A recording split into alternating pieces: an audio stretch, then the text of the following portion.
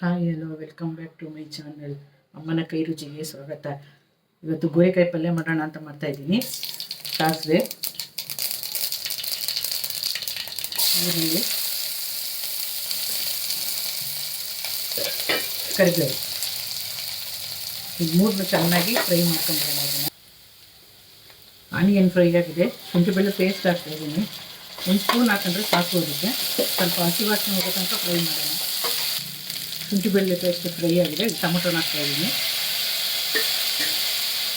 Tomato ಬೇಯಕ್ಕೆ ಎಷ್ಟು ಬೇಕಷ್ಟು ಉಪ್ಪು ಹಾಕೋದು.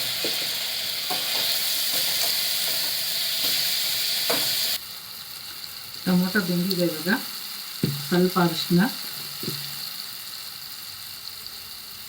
ಒಂದೆರಡು ಸ್ಪೂನು ಚಿಕನ್ ಮಸಾಲ ಪೌಡ್ರು, ತೊಳೆದಿಟ್ಕೊಂಡಿರೋ ಗೋರಿಕಾಯಿ ಹಾಕ್ತಾಯಿದ್ದೀನಿ.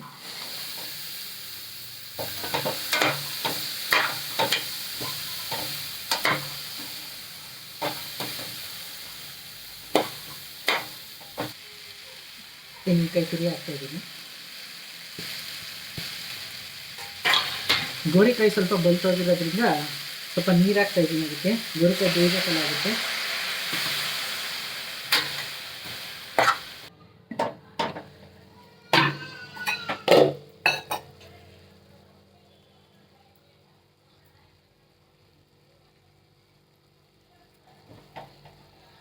ಕೊತ್ತಂಬರಿ ಸೊಪ್ಪು ಹಾಕಿದ್ದೀನಿ. ಗೋರಿಕಾಯಿ ಪಲ್ಯ ರೆಡಿ.